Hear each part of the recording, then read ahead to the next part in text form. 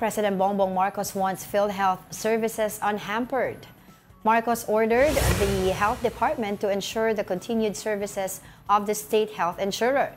He said the agency getting zero subsidy from the government should not affect the delivery of healthcare services.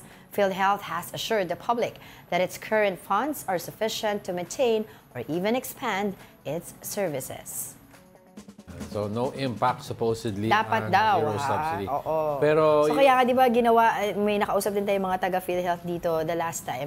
Meron sila mga expansion. Si Doc Ish Pargas. Meron sila mga expansion doon sa kanilang mga case. Sabi ko nga magpapakitang gila sila para next budget deliberation for 2026, bigyan na sila ng subsidy. Oo. Well, by that time, yung nila, excess funds sila, na-deplete na. Na-deplete na, oo. O kasi dami, dahil of course, meron na silang yung consultation package. Yeah. Diba? Tapos yung sa mga iba't ibang pang mga sakit, yan yung mga tinitignan nila. Pero of course, diba, yung isa din sa mga naging concern din natin dito, pagdating nga dyan sa budget ng PhilHealth, we talked about this, of course, kasama din yung taga PHAPI, yung presidente ng Private Hospital Association.